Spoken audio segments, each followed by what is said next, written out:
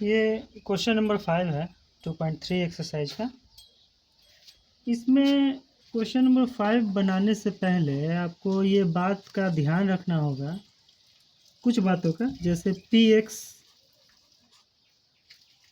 उसके बाद जी एक्स, उसके बाद क्यू एक्स और आर एक्स। पी एक्स क्या है, जी एक्स क्या है, क्यू एक्स क्या है और आर एक्स क्या है ना। ये चार बातों का अगर ध्यान रखेंगे तो इसको बनाना आसान हो जाएगा। जैसे कि हम लोग अंग्रेजी में पढ़ा करते थे क्या, पढ़ते भी हैं, है ना। उसी प्रकार ये भी है। जैसे कि सबसे पहला होता है डिवाइडेड, डिवाइज़र और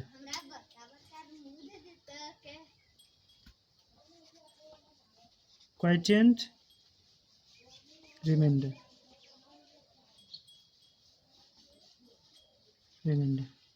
ठीक उसी प्रकार ये भी है।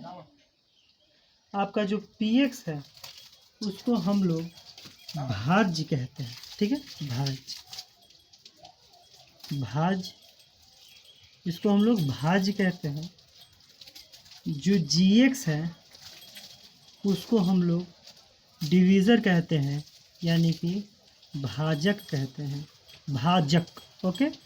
जो क्यू एक्स है उसको हम भागफल कहते हैं, भागफल कहते हैं, ठीक है।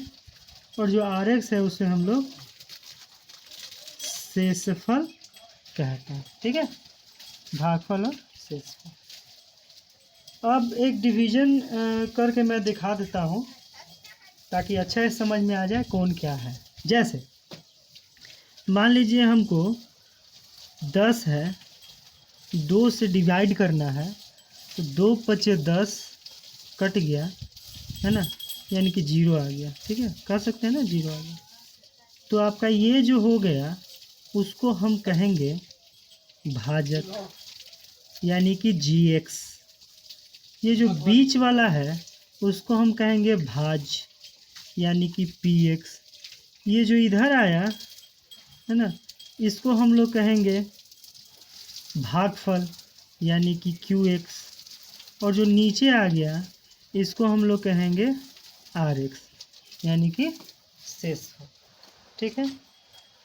जिससे भागा दिए उसको जी एक्स, जिसमें भागा दिए उसको पी एक्स, भाग देने के बाद जो आया उसको क्यू एक्स, और जो शेष हमारा बचा उसको आर एक्स या शेषफल कहेंगे, ठीक है। इन सभी बातों को ध्यान में रखते हुए हम लोगों को आगे बढ़ना है, ठीक है।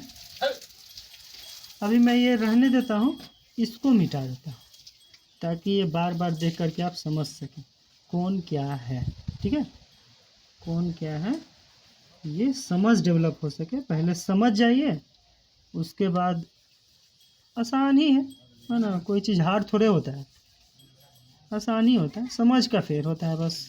समझ गए तो आसान, और ना समझे तब तो आसान चीज़ भी मुश्किल हो जाता है। चलिए इसको मैं लाइन पार दिया। अब आगे देखते हैं हम लोग।